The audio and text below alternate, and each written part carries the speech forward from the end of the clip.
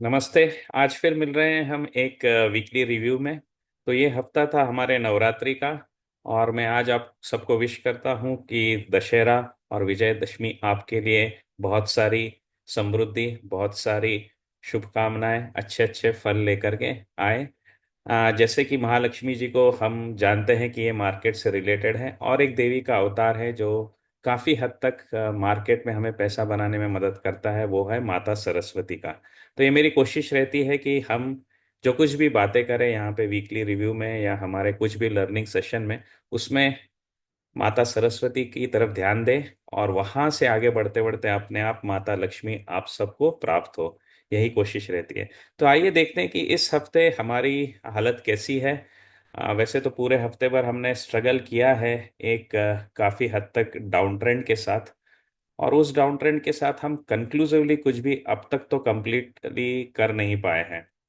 लेकिन स्ट्रेंथ और वीकनेस दोनों की तरफ एक बहुत बड़ा स्ट्रगल चल रहा है। तो जानते हैं कौन सी ऐसी लेवल्स हैं जहां पे अभी हमको ध्यान देना पड़ेगा, क्योंकि जैसे मैंने कहा है कि प्रेडिक्शन तो हम करेंगे नहीं, लेकिन हमेशा मार्केट पे ध्यान बना रहेगा कि किस पोजीशंस के बाद हम अपने आप को मार्केट में स्ट्रांगली एंटर एक्सपोज कर सके। और अगर वो परिस्थितियां नहीं बनती है तो धीरे धीरे करके अपने को हल्का रखें या मार्केट में से बाहर निकलते रहें। तो निफ्टी की जो ओवरऑल अवस्था है, वो आप देखेंगे कि दो लेवल्स मैंने आपको बताए थे। एक था 24,800 और दूसरा था 24,25,500। और बहुत दूर पे हमारा आखिरी सपोर्ट जब बन रहा था वो बन रहा था 24,000 पे। तो इन तीन लेवल्स को मैंने आपको बताया था कि हमें नज़र रखनी होगी। तो ये जो पूरा हफ्ता हमारा गया है वो गया है इस मिड रेंज में, जिसको कि मैंने कहा था कि अगर हम इस रेंज में बने रहेंगे तो ये साइडवेज सा मार्केट चलेगा। और शुरुआत में ये चलेगा किस मोड में, अगर आपको याद है। शुरुआत में ये जो चलने वाला है, ये चलने वाला है आपके सेल ऑन राइज मोड पे। तो शुरुआत में ये जो मार्केट चलेगा ये सेल ऑन राइज मोड पे चलने वाला है। और वैसा ही इस हफ्ते होता रहा। अगर आप ठीक से देखेंगे यहाँ पे तो आपको नजर आएगा कि एक तरफ मार्केट ने ऊपर जाने की कोशिश की। यहाँ पे जहाँ कहीं भी मार्केट ने ऊपर जाने की कोशिश की तो ऊपर से प्रेशर बनते हुए दिखा है।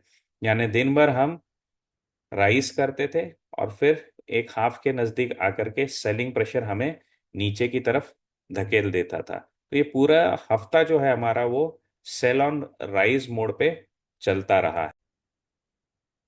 उस हिसाब से जो हमारा प्लान रहेगा कि अभी मार्केट को हम ऑब्जर्व करेंगे टिपिकली वही पुरानी लेवल 24,800 में, और वेट करेंगे इसका बाय ऑन डिप्स में आने का।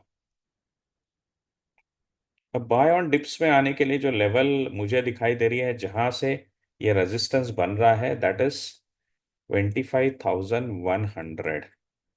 ये 25,100 की लेवल है। अगर मार्केट इसको क्रॉस कर देगी तो वहां से मुझे काफी हद तक दिखेगा कि एक पॉजिटिविटी आ जाएगी buy on the dips mode. यहां से हम एक्सपोजर और बढ़ा सकते हैं। ब्रेकआउट्स यहाँ पे आना बढ़ जाएगा। और दूसरी तरफ अगर हम 25,500 को क्रॉस करते हैं, ये क्लियर कर मोमेंटम के वापस आने का साइन होगा। यहाँ से हम बिग और बोल्ड बन सकते हैं। तो दो लेवल्स हैं जो ऊपर की तरफ हमें ऑब्जर्व करनी है।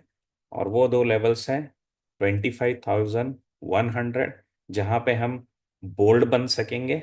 और 25,500 जब हम क्रॉस करेंगे तब हम बिग प्लस बोल्ड बन सकेंगे।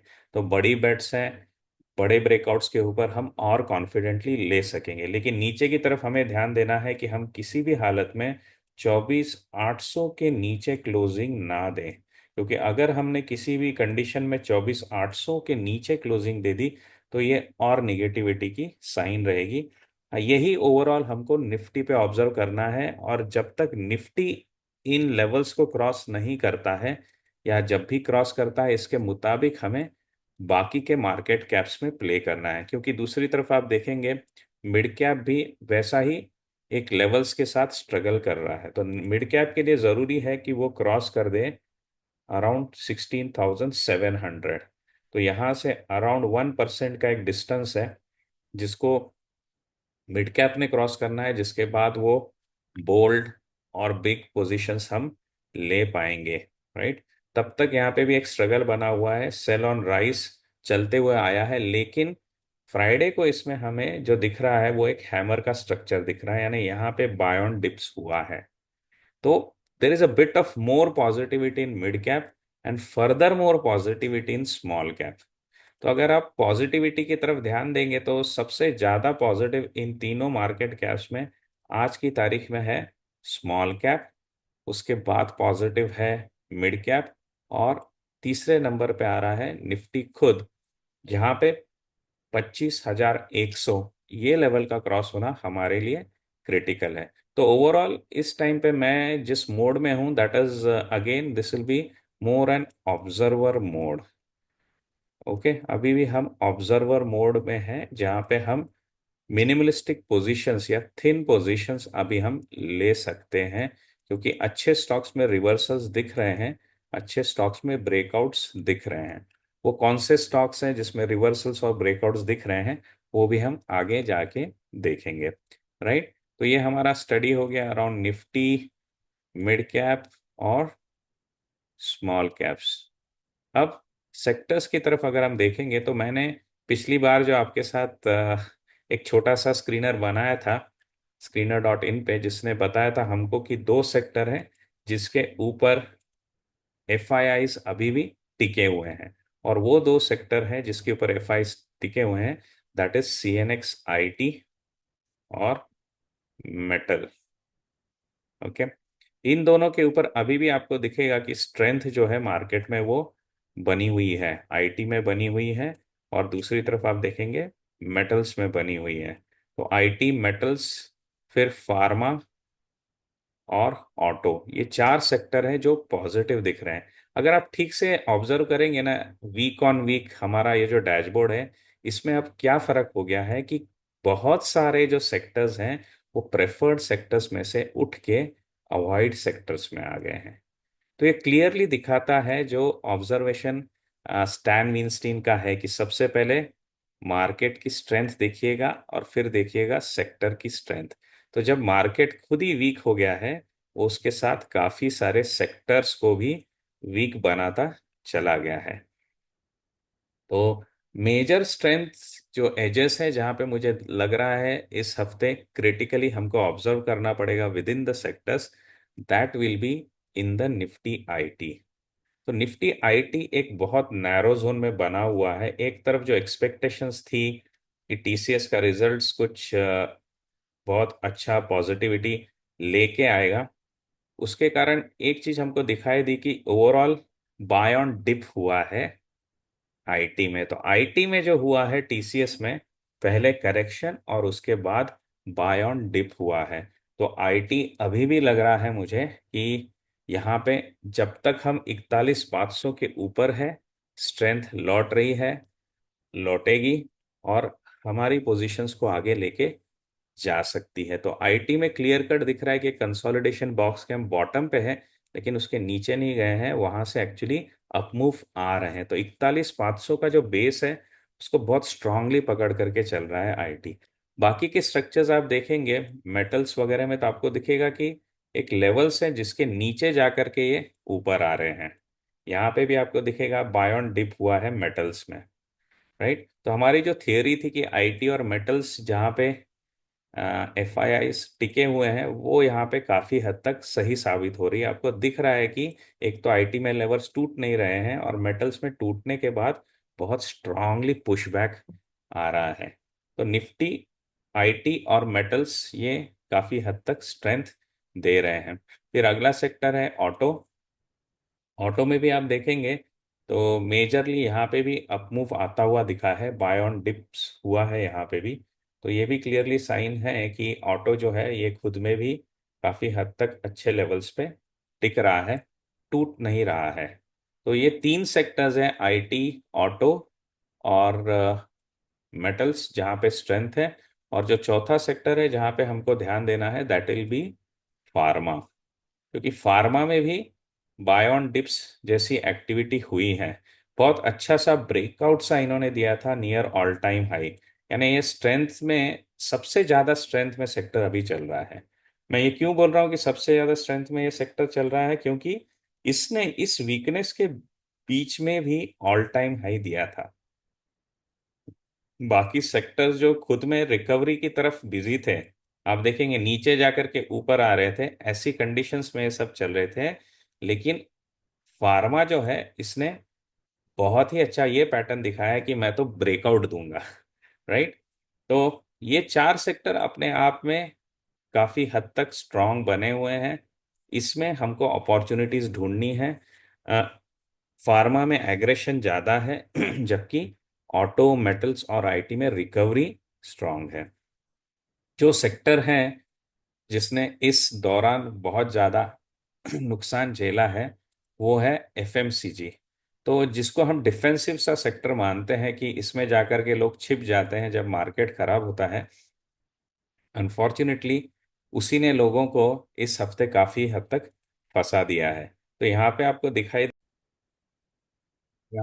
दिखाई देगा एफएमसीजी ने बहुत ही शार्प डिक्लाइन दिया है। That is one of the biggest cause कि एक्चुअली निफ्टी गिरा है, क्योंकि एफएमसीजी बहुत बड़ा स्टेक होल्डर है निफ्टी की स्ट्रेंथ का ड्यूरिंग डिफिकल्ट टाइम्स। लेकिन एफएमसीजी में इतना बड़ा करेक्शन आना, जो कि यहाँ पे दिख रहा है आपको, सबसे ज्यादा वीकनेस जिसने इस हफ्ते में दी है, that is what is hurting the market most. तो मार्केट को इस समय कौन से सेक्टर ज्यादा तकलीफ दे रहे हैं, अगर वो देखना है तो रिवर्स सॉर्ट आउट करिए और आपको पता चलेगा एफएमसीजी, पीएसयू बैंक्स, इन्होंने काफी स्ट्रांगली मार्केट को हर्ट किया हुआ है। राइट। तो ऑयल एंड गैस, क्योंकि जो कुछ भी उथल पुथल हो रही है गल्फ में जिसके कारण क्रूड ऑयल के प्राइसेस ऊपर जा रहे हैं, that is hurting. Energy is also having components coming out of oil and gas, so those components are hurting us very much. तो यहाँ पे पेन ज़्यादा है और एग्रीवेशन सबसे ज़्यादा है एफएमसीजी में। तो इनकी तरफ मेरा तो यही ध्यान है कि अगर ये संभल जाए तो भी अपने लिए काफ़ी हो जाएगा। We can expect that Nifty जो खुद को 25,100 की जो अपनी लेवल है उसको ऊपर पुश अगर करना होगा तो आईटी को स्ट्रांगली परफॉर्म करना होगा रिवर्सल्स में, और दूसरी तरफ एफएमसीजी में जो गिरावट है इसको थमना होगा। तो ये दोनों कॉम्बिनेशन जब चलेगा तब कहीं जाकर के हमको ओवरऑल मार्केट में मूव दिखाई देगी। तो एज ऑफ नाउ मैं तो स्टैंड स्टिल रहूंगा with an bias of positivity, क्योंकि 25,100 मेरे काफी नजदीक है। 25,100 मेरे काफी नजदीक है, वहां से अगर हमने क्रैक कर दिया तो और बोल्ड मूव्स मैं ले सकता हूँ। राइट।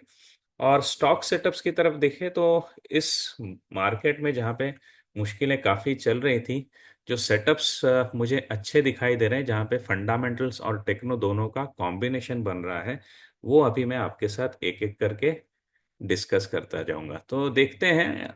सबसे पहला जो सेटअप है जो बहुत स्ट्रांग नज़र आ रहा है, दैट इज ऑफ जेंटेक। तो जेंटेक में मेजर जो स्टोरी चल रहा है that is around defence and that too drones. तो पीएलआई स्कीम्स में जो इनको पॉजिटिव रिस्पांस मिल रहा है, and overall research oriented business है, हाई मार्जिन बिजनेस है।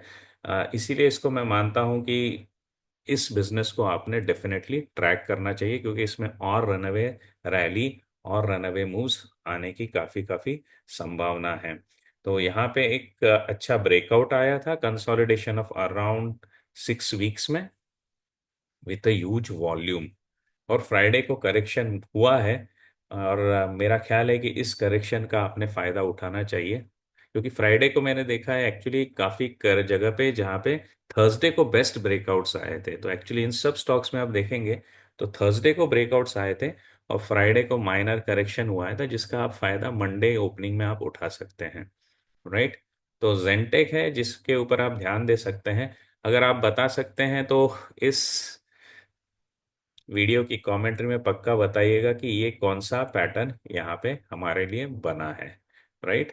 तो जेंटेक में कौन सा पैटर्न है, definitely let me know. This is one of our first pick, जो मुझे लगता है कि technically as well as fundamentally बहुत ही सॉलिड है और रेडी है यहाँ से अप मूव देने के लिए। दूसरी बहुत अच्छी बिजनेस है जिसके ऊपर हमेशा मेरा ध्यान रहता है, that is the music streaming business.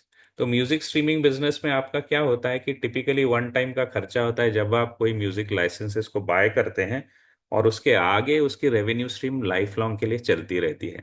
That is the beauty of the music streaming businesses. और इसके इंडिया में दो मेजर प्लेयर है, दैट इज टिप्स म्यूजिक, और दूसरा है, आपको मुझे बताना है दूसरा कौन सा बिजनेस है म्यूजिक स्ट्रीमिंग का, which is really technically chart पे भी बहुत सॉलिड है एक्चुअली, और अर्निंग्स भी उनके रेटिंग्स बहुत हाई हैं, राइट। तो दूसरा क्वेश्चन मेरा है आपके लिए कि म्यूजिक स्ट्रीमिंग का दूसरा कौन सा स्टॉक है जिसके ऊपर हमेशा हमारी नज़र बनी रहनी चाहिए। तो टिप्स में जो है आप देखेंगे एक एवर ग्रोइंग स्टोरी है, जो कि हम कैन स्लिप में हमेशा ट्रैक करते हैं। बाय द वे, मेरा जो प्रोग्राम अभी ऑनलाइन लाइव चल रहा है जिसमें से 3 सेशंस लाइव हो चुके हैं, that is the how to trade breakouts. तो ये ब्रेकआउट मोमेंटम रिलेटेड पूरा प्रोग्राम है जहाँ पे हमने मेजर एक्सट्रैक्शन लिया हुआ है मार्क मेनरवनीस की स्ट्रेटजीज का, फिर विलियम ओनील की कैन स्ट्रेटजीज का, और फिर डारवास बॉक्स स्ट्रेटेजी का लिया हुआ है, as well as stand Weinstein की ओवरऑल मार्केट टू स्टॉक जो हमारा स्ट्रक्चर होता है उसको कैसा ट्रैक करना होता है। That all is something that is what we have covered in this programme. तो इसके अंदर, इस स्ट्रेटेजी के अंदर जो हमारा कवरेज रहता है उसके अकॉर्डिंगली टिप्स इंडस्ट्रीज एक बहुत अच्छा फिट बैठता है। वो क्यों बैठता है? तो मेनली इसका बिजनेस जो है वो एवर ग्रोइंग मोड में चल रहा है और चलता रहेगा। मेनली क्यों चलेगा? क्योंकि स्ट्रीमिंग ऐसा है कि जो पॉपुलेशन के साथ, इंटरनेट की रीच के साथ हमेशा बढ़ते रहने वाला बिजनेस है। तो जितना आप म्यूजिक सुनेंगे, जितना आप इनके वीडियोस को देखेंगे यूट्यूब पे भी, उतना ज़्यादा इनको बेनिफिट हो जाता है for making money in their business. और जैसा मैंने कहा है, म्यूजिक स्ट्रीमिंग बिजनेस में आपका पे आउट एक बार होता है, लेकिन अर्निंग्स आपका कंटिन्यूसली चलता रहता है through all the royalties that are gaining on the views, pay by views जो इनको मिलता है। तो यहाँ पे सबसे बड़ा इम्पैक्ट जो होता है इस मॉडल का, that is very high return on capital employed. एक बार पौधा लगा दो, सालों साल फल देता रहेगा। अब ओपीएम देखिए इसके कारण बहुत हाई है, और प्रॉफिट ग्रोथ बहुत ही स्ट्रांगली चल रही है, क्योंकि स्ट्रीमिंग का वॉल्यूम, जितने ऐप्स है आपके, उनकी पॉपुलैरिटी, उनका यूसेज बहुत स्ट्रांगली बन रहा है। You take it mainly YouTube, और you take it Spotify, Hungama, Gaana, इन सब के ऊपर आपको दिखेगा कि एक्सपोजर, यूसेज बढ़ते जा रहा है, और वो इनके बेनिफिट को, इनके बिजनेस को हमेशा बेनिफिट कर रहा है। ईपीएस देखिए आपका बढ़ रहा है। So this is where the overall business growth is running at a very roller coaster high margin. तो बहुत ही रिच बिजनेस है।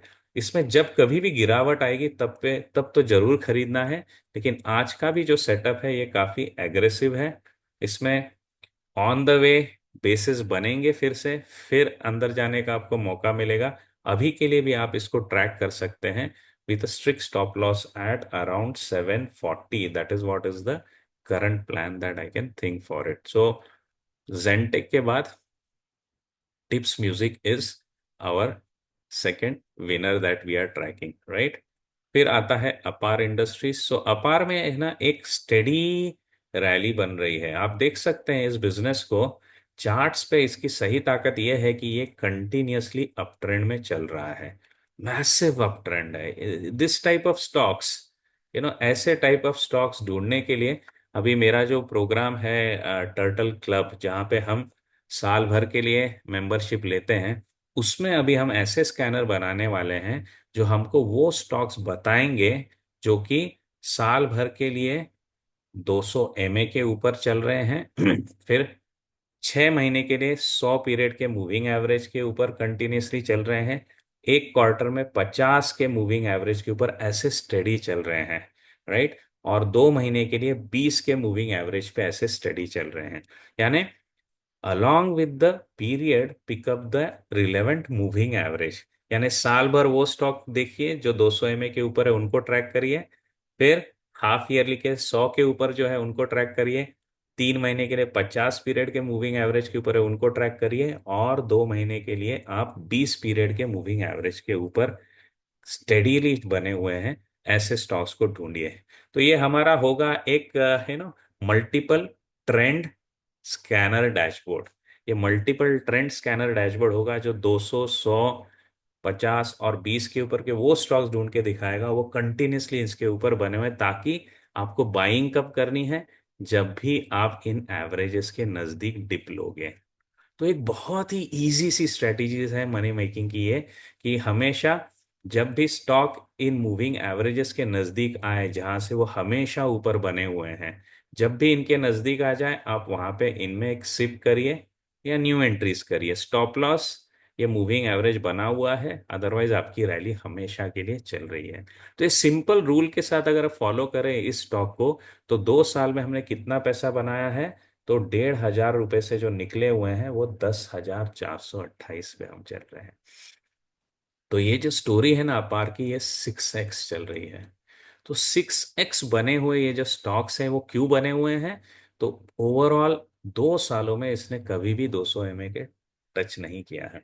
तो अगर आप भी ऐसे स्टॉक्स को ढूंढना चाहते हैं थ्रू अ डैशबोर्ड, जो कि हमें बताता रहे कि साल भर के लिए 200 MA के ऊपर हम हैं, फिर हाफ ईयरली के लिए हम 100 मूविंग एवरेज के ऊपर हैं, और क्वार्टर में हम चल रहे हैं 50 पीरियड के मूविंग एवरेज के ऊपर। तो अगर हम 3 क्वार्टर के लिए चल रहे हैं 50 पीरियड के मूविंग एवरेज के ऊपर, और हम चल रहे हैं यहाँ पे 2 साल के लिए, पूरे साल के लिए हम चल रहे हैं 100 के ऊपर, और 2 साल के लिए हम चल रहे हैं 2 years we are running above the 200 MA। ऐसे स्टडी ट्रेंडर स्टॉक्स को अगर हमको ढूंढना है, right, 50 MA for 2 quarters and 100 MA for 1 year, and for 2 years we are about 200 MA, ऐसे स्टॉक्स अगर आपको डैशबोर्ड्स पे ढूंढने हैं, तो ये मेरा एक स्टडी चल रहा है आज, जो काफ़ी हद तक सक्सेसफुल हो रहा है। बहुत ही सिंपल स्कैनर है, कॉम्प्लिकेटेड नहीं रहेगा। इसी के बारे में हम डिस्कस करेंगे इस बार के हमारे टर्टल क्लब्स में। और फिर मैं आपको डैशबोर्ड भी दिखाऊंगा कि कैसे उसके रिजल्ट्स मैजिकली हमको बताते रहेंगे कि हम उन स्टॉक्स में बने रहे जो ट्रेंड कर रहे हैं, और वहां पिकअप करें जब भी ये डिप लेते हैं अलोंग देयर सपोर्टिंग एवरेजेस। तो ये एक बहुत अच्छा सा केस स्टडी है अपार इंडस्ट्रीज का, और इसीलिए मैं इसको भी आपको रिकमेंड करूंगा कि this is something that you should track for a nice trending move from here. यहाँ से अगर आप देखेंगे कीमत है 10,428, राइट। यहाँ पे इसने एक अच्छा सा ब्रेकआउट भी दिया और रिट्रेसमेंट कर रहा है। आप तो इस पे ध्यान दीजिए। स्टॉप लॉस अभी के लिए I think 9,500 is very good. So एक 10% स्टॉप लॉस के साथ आपको एक एवर ट्रेंडर मिल रहा है यहाँ पे, तो definitely you should be keeping a watch on the अपार, राइट। तो that is what is our trend following strategies जो हमारी रहती है। तो ट्रेंड फॉलोइंग स्ट्रेटेजीज का हमारा जो प्रोग्राम है ये अगले महीने हम फिर से लाइव लेंगे, that is in the month of November. ध्यान दीजिएगा मेरे ट्विटर हैंडल पे, ध्यान दीजिएगा मेरे इस चैनल पे।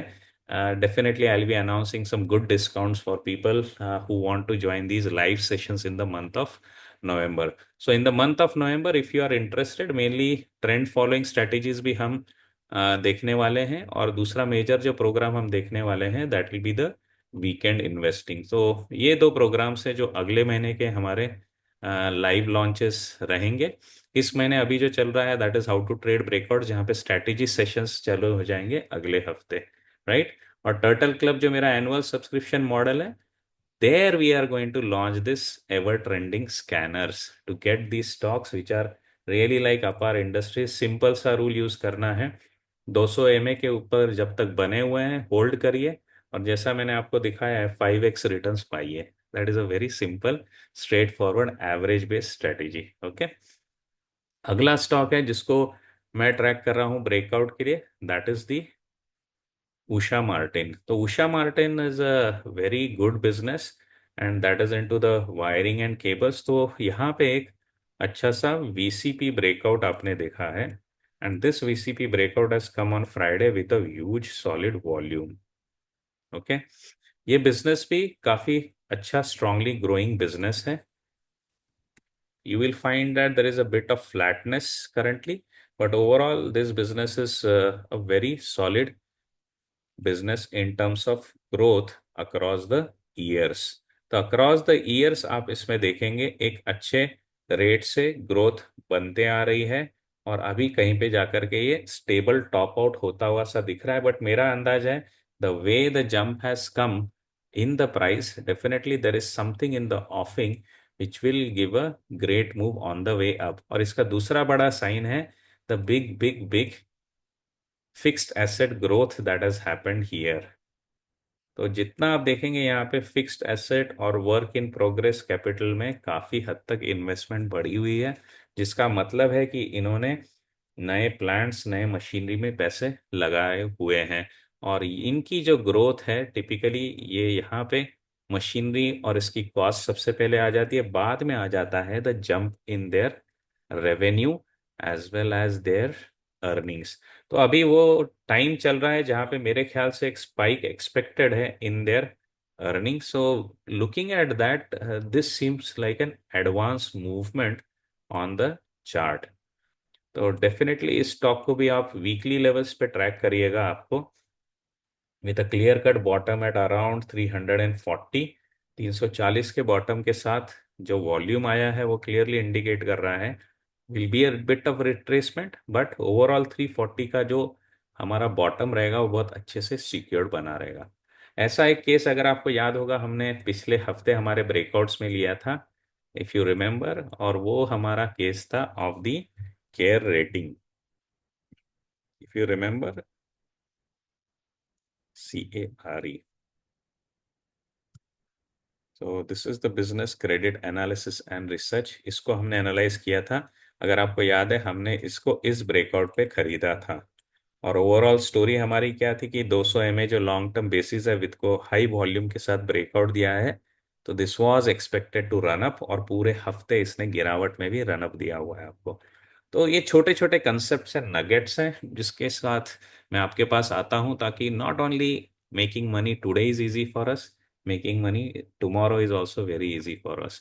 तो उसी मोड पे अगर आप देखेंगे ये हमारा था केयर रेटिंग का सेटअप, वैसा ही कुछ सेटअप अभी हमको दिख रहा है उषा मार्टिन में with actually much much better volumes.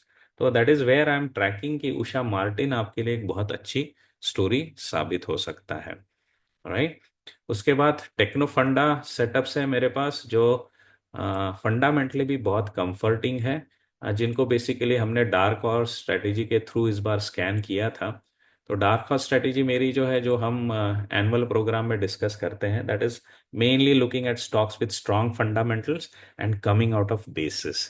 तो ये बहुत ही अच्छा सा आपको दिखेगा, एक राउंडिंग बॉटम सा बेस यहाँ पे बना हुआ है। ओवरऑल देखेंगे तो ये आपको एक राउंडिंग बॉटम का फील देगा। राइट। और दूसरा बेनिफिट है कि शॉर्ट टर्म में ये आपको VCP दे रहा है यहाँ पे। तो बहुत अच्छा सा VCP ब्रेकआउट, और उसके बाद ट्रेडिंग मूव्स आ रहे हैं विद द वॉल्यूम। ओके। तो प्रीवियस स्पेशलिटी पे मेरा ध्यान है। केमिकल्स में एक्चुअली दो स्टॉक्स है मेरे पास आज के डिस्कशन में, जिसमें से एक ये है। और इस स्टॉक का मेजर बेनिफिट आपको दिखेगा ना, तो आप देखेंगे यहाँ पे इसकी मार्जिन और ग्रोथ। तो मार्जिन में ये काफी सॉलिड है, और ग्रोथ में आप देखिए बहुत ही स्ट्रांग चल रहा है। तो this is a very good business. Recent quarter to quarter आपको इसमें YOY बेसिस पे जो है काफी हद तक स्ट्रेंथ दिखेगी। YOY बेसिस पे there is a stark big jump. Q2Q में there is a bit of correction, but YOY basis पे this is a big solid jump जो क्लियरली बता रहा है कि एक बड़ा शिफ्ट हुआ है इस बिजनेस में। क्वार्टरली बेसिस पे जब आप देखेंगे तो आपको ये शिफ्ट नजर आएगा, देर is a huge shift in the earning. ये मेहमत शिफ्ट है जो कंपनी की ट्रेजेक्टरी को ही घुमा देता है। देखा आपने यहाँ पे बहुत ही सॉलिड ट्रेजेक्टरी पे कंपनी पिछले 4 क्वार्टर से आ गई है। ठीक है, 4 क्वार्टर से मैं बोल रहा हूँ कि ये सॉलिड अर्निंग ले रहा है, लेकिन प्राइस अगर आप 4 क्वार्टर पे देखेंगे प्राइस तो सो रहा है 2 क्वार्टर से। This is a very great opportunity that comes in the market, जहां पे अर्निंग्स ने सॉलिड ग्रोथ दिखाई है, लेकिन प्राइस उसी दौरान एक रेंज में फंसी पड़ी है। This is a very ideal scenario जो कि मैं फंडामेंटल एनालिसिस में कवर करता हूं कि ऐसे स्टॉक्स ढूंढिए जहां पे आपके अर्निंग्स ने तो बहुत सॉलिड ग्रोथ दिखा दी, लेकिन प्राइस कहीं पे फंसी रह गई है, वो पीछे रह गई। उससे मेजर क्या हो जाता है, आपका वैल्यूएशन सस्ता हो जाता है स्टॉक का। तो आपके स्टॉक का वैल्यूएशन इतना सस्ता हो गया है, जबकि प्राइस गिरी हुई फंसी हुई थी। तो वैल्यूएशन बहुत सस्ता, प्राइस फंसी हुई है और अर्निंग्स बढ़ गई है। तो ये बहुत ही गोल्डी लॉक सिनारियो आपका हो गया है। और उसके कारण प्रीवी स्पेशलिटी जिसमें आप देखेंगे तो मार्केट कैप छोटा है, मार्केट कैप छोटा है, पब्लिक होल्डिंग भी कम है। पब्लिक होल्डिंग सिर्फ 22% है। तो 22% पब्लिक होल्डिंग वाले स्टॉक्स को मैं आपको ये सिनारियो दिखा रहा हूं, तो समझ लीजिए कि कितना पोटेंशियल है इसमें रनअवे मूव दिखाने का। ओके। तो काफी हद तक क्या होता है कि सेक्टर्स में अच्छे स्टॉक्स होते हैं, लेकिन ओवरऑल सेक्टर के वीकनेस के कारण बेचारे कहीं चल नहीं पाते हैं। तो यही इस स्टॉक के साथ हुआ है। दो क्वार्टर से ये फंसा हुआ है क्लियरली, जबकि अर्निंग्स ग्रोथ सॉलिड आ गई है, which is given a good valuation comfort. और मुझे लग रहा है कि this is now ready to give a good move. Stop loss रखेगा अराउंड 1450, बहुत छोटा स्टॉप लॉस है, 10% का स्टॉप लॉस है अगर आप ठीक से देखेंगे। And it is that stop loss is very very secured, क्योंकि वो काफी दिनों तक उस लेवल्स पे चल रहा है। सो 1450 की लेवल पर आप देखेंगे, it has been touching it and running along it for a very good time. तो बहुत सॉलिड बेस है यहाँ पे लोगों का, वॉल्यूम बढ़ रहा है, मूवमेंट आ रही है। प्रीवियस स्पेशलिटी में जरूर ध्यान दीजिएगा, ये नाम ज़्यादा डिस्कस नहीं होता है, और इसीलिए स्कैनर्स काम में आ जाते हैं जो आपके बायसेस को तोड़ते हैं। समझिए, स्कैनर का सबसे बड़ा यूज होता है कि वो ऐसे ऐसे स्टॉक्स फेंकते रहते हैं जिनके बारे में शायद आपने स्टडी नहीं किया, और डीप डाइव करेंगे तो पता चलता है अरे ये तो छूटा हुआ जेम्स है। So this is where we are watching previous speciality. Very interesting thing from the chemical sectors, you should definitely keep a watch on. Another good name from chemical sectors जो दौड़ता है तो काफी लंबा चलता है, and that is Excel Industries. तो Excel Industries को भी अगर आप देखेंगे लॉन्ग टर्म चार्ट्स पे, तो यहाँ पे आपको एक चीज नजर आएगी कि ये बहुत बड़े करेक्शन में से निकल करके इसने बहुत स्ट्रांग बूम मूवमेंट दी हुई है। और इस मूवमेंट का मेजर रीजन जो है आपको दिखेगा कि कंपनी का जो फंडामेंटल्स है on the Excel Industries, that is looking very very interesting in terms of the near terms changes that are happening. तो नियर टर्म चेंजेस जब मैंने स्टॉक के देखे, तब मुझे लगा कि यहाँ पे इस क्वार्टर में बहुत कुछ हुआ है रिसेंटली। तो you can observe over here suddenly there is a big jump in the margin, and the operating profit has grown very strongly. So this is a quarter, पिछले क्वार्टर का रिजल्ट्स का जो इम्पैक्ट है, that is what has got this stock triggered for a very solid rally, right? The stock has triggered for a very good price jump, but what has happened because of the earning being very strong, valuation आपके काफी comfortable हो गए हैं stocks में।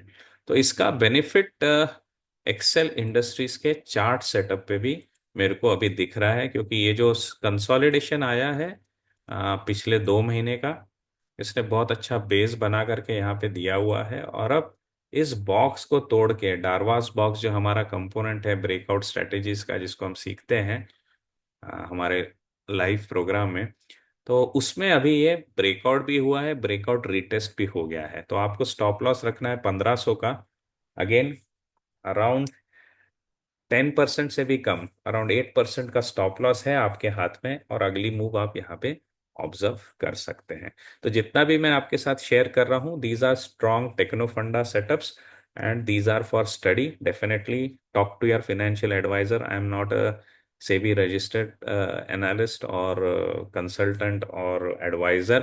I am mostly a market learner based on the CAN-SLIM strategies and valuation based strategies. Okay.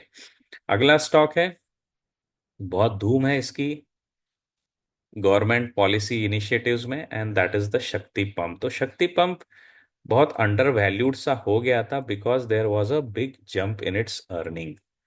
तो Shakti pump की story अगर आप देखेंगे तो उसमें सबसे बड़ा स्पाइक आया था उसके अर्निंग स्पाइक्स में आया था, और वहां से इसने बहुत ही अच्छा रनअप दिया है। तो हमेशा मैं आपको कहता हूं कि ध्यान दीजिए इन बिजनेसेस पे जहां पे there is a very strong jump in the earning suddenly market में, the big promoters what they do, they always come up with innovative strategies, innovative products, और ये कुछ हद तक है ना इंक्यूबेट होता है बहुत देर तक, बैलेंस शीट्स पे ठंडाई पड़ी रहती है, क्योंकि नया प्रोडक्ट आने में टाइम लगता है, कस्टमर के साथ उसको डिमांड बढ़ाने में, इंस्टिगेट करने में टाइम लगता है। बट एक बार रोल ऑन हो जाए तो that is where you will see these effects, solid growth in its earnings just 2 quarters ago. एंड उसने क्या कर दिया है चार्ट पे, there has been a very strong up move in this stock. और ऐसा नहीं कि ये पॉलिसीज गवर्नमेंट की रुक गई है, मेनली ये पॉलिसीज हैं around water management and the agriculture water spending as well as solar pumps. तो energy as well as the water resources leverages के ऊपर गवर्नमेंट का जो पॉलिसी फोकस है, that is what is benefiting this business. तो एक अच्छे box breakout में से निकला है। स्टॉप लॉस 4,000 आपका फाइनल स्टॉप लॉस होगा, which will be at around 18 to 20% currently. And overall this is something that you can track mainly because of its growth story, right? तो इस बार के जो मेरे मेजर क्वेश्चन है आपके लिए वो ये रहेंगे कि आ, शक्ति पंप्स किस पैटर्न में से बाहर आ रहा है, और दूसरा है जेंटेक हमारा किस पैटर्न में से बाहर आ रहा है, और तीसरा क्वेश्चन था कि पेयर ट्रेड अगर हम लेंगे तो टिप्स म्यूजिक ने एक अच्छा ब्रेकआउट दिया है। ऐसा ही स्ट्रीमिंग का एक बहुत अच्छा बिजनेस है हमारे मार्केट में, जो कि अच्छा सेटअप पे भी है, ब्रेकआउट हुआ था, रिट्रेसमेंट हुआ था, वहां से रनअवे हो रहा है। उसको भी ढूंढ करके आपको मुझे बताना है, और इस मेरे जो कमेंट सेक्शन है उसमें आपको कमेंट्स करना है बिलो दिस वीडियो। तो ये 3 चीजों पे आपको ध्यान देना है, pattern in जेंटेक, pattern in Shakti Pump, and which is the alternate business to Tips Music, that is what is running. And then definitely study करिएगा जो मैंने आपको बहुत इजी स्टडी दी है, you know multi trender stocks, that is Apar Industries. तो ये जो डैशबोर्ड आपको कैसा लगता है एज अ ट्रेडिंग आइडिया, क्योंकि ये मैं मेरे स्टूडेंट्स के साथ डिस्कस करूंगा टर्टल क्लब में, लेकिन मैं आपकी व्यू भी लेना चाहूंगा कि अगर हम ऐसे स्टॉक्स ढूंढे जो 2 साल के लिए 200 MA के ऊपर बने हैं, राइट, वैसे ही साल भर के लिए 100 MA के ऊपर बने हुए हैं, और एक क्वार्टर के लिए बना हुआ है, 2 क्वार्टर के लिए बना हुआ है 50 MA के ऊपर। तो 2 क्वार्टर का अगर मैं आपको केस बताऊं जो 50 MA के ऊपर बना हुआ है, तो दैट विल बी लाइक जेंटेक। तो अगर हम ऐसे स्टॉक्स ढूंढे जो क्लियरली मूविंग एवरेजेस के ऊपर एक पीरियड में कंटिन्यूसली बने हुए हैं, राइट, यू कैन ऑब्जर्व कि अगर कंटिन्यूसली इन एवरेजेस के ऊपर हम बने हुए हैं तो हमारे अर्निंग्स के मौके जो है बहुत सॉलिड हो जाते हैं।